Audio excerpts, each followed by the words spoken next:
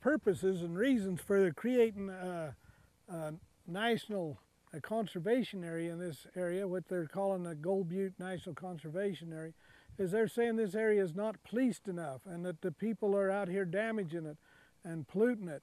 And so as we travel here, I want to be able to sort of document the fact of how much garbage and pollution is going on here. Here we stopped my truck and we find some garbage along the side of the road. I wonder what it's all about.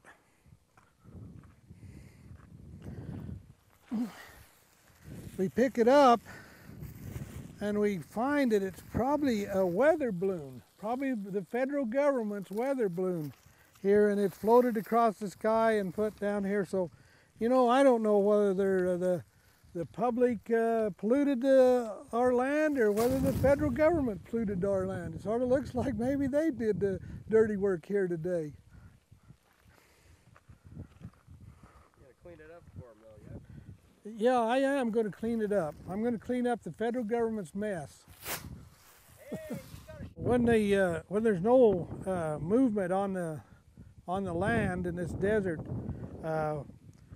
what they create is what they call a desert asphalt. In other words, there's no erosion, or just the erosion, and the wind blows all of the silt and sand away, and it just gets a asphalt covering of rock. It's not asphalt, it's actually rock, but it looks like asphalt. And what happens there is there's no nothing being stirred. The seeds are not being planted. The nutrients are not going in the soil. The water runs off. So everything is negative. But if you take the environmental attitude, we want it to be natural. We don't want no disturbance. We don't want no use.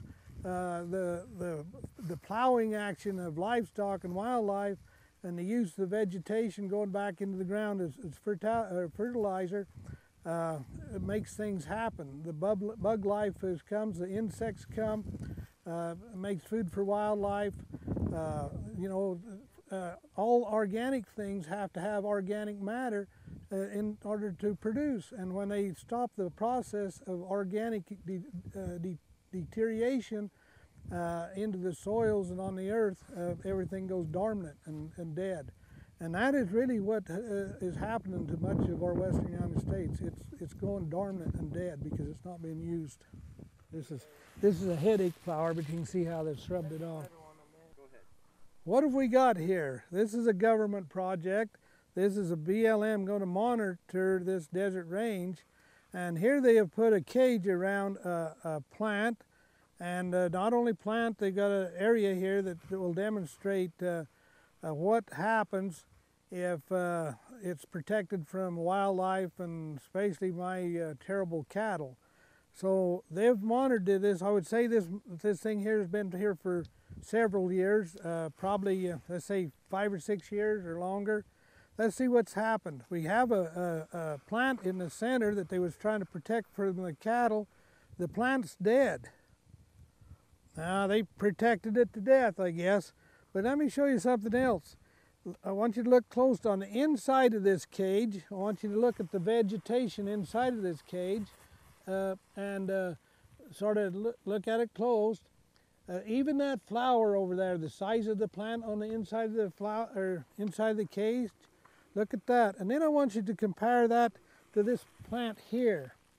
This plant don't have a flower on, but compare the size. And then let's go over here and compare.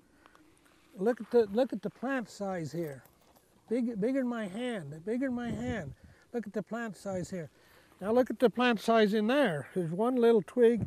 It's growing up a little bit. Hasn't been used because the cow hasn't ate it off. But you can see the plants are actually more healthy on the outside than the inside.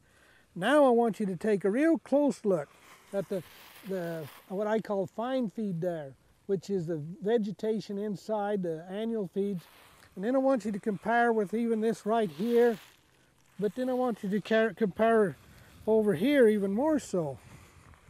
Look at the inside over there, underneath that dead bush there. Okay, and then come over here and look on the outside of this. Look at this. This is out here where the cows have stirred it up, where they've utilized it for the last 7, 8 years.